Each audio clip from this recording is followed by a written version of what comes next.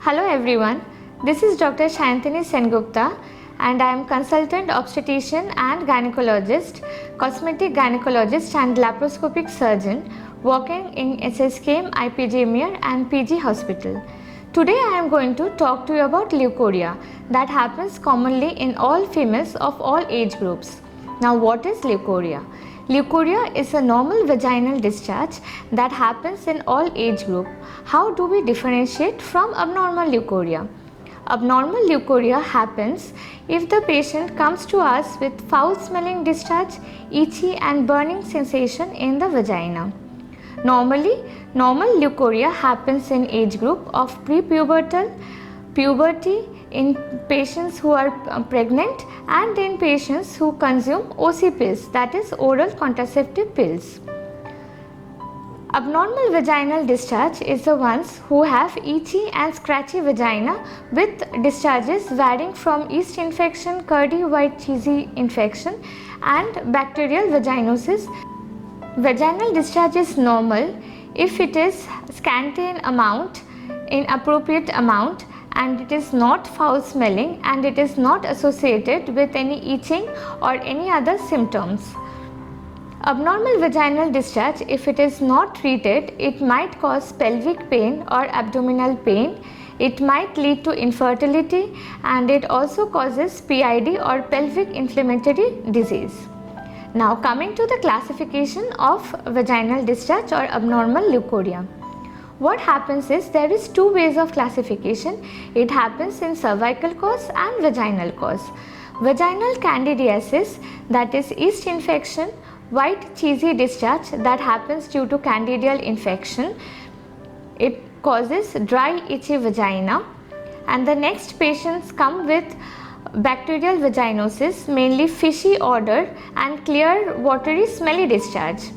Also next set of patients come to us with greenish yellow and turbid infections mainly occurring due to gonorrhea. Now the cervical causes is it might happen that chlamydial infection and gonococcal infection also causes abnormal leukorrhea. Now how do we evaluate the patient? When the patient comes to us, we take a detailed history about what is the amount of the discharge, how long the patient is having the discharge, whether it is associated with any itching or any scratchy vagina, or whether it is sexually transmitted. That mainly happens in most of the cases. Now coming to the investigations, we first investigate or we first examine the patient.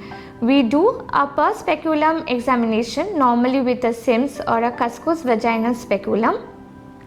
That is, we see whether there is any strawberry spots in gonorrheal infection or whether it is any abnormal whitish discharge or any cheesy white discharge that is happening.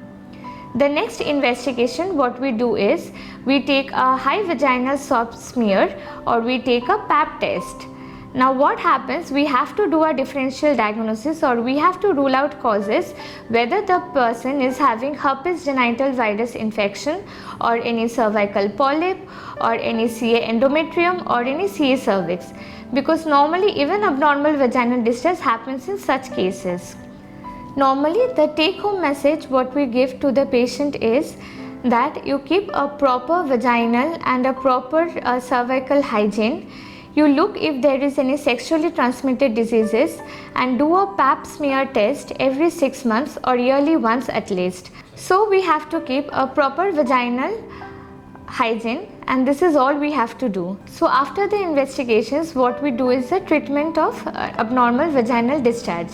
Normally we give oral antibiotics, we give amoxicillin and clavulanic acid combination, we give metronidazole, and nowadays we are using fenticonazole nitrate 600 mg, which is really useful and really friendly use for the patients. That is, you normally keep in vagina for consecutive 3 days and according to the infection. So the take home message what we give to the patient is you keep normal vaginal and genital hygiene. Next, you do a Pap smear test every 6 months or yearly at least once. So keep your intimate area hygiene proper, and that's it. Thank you. God bless all.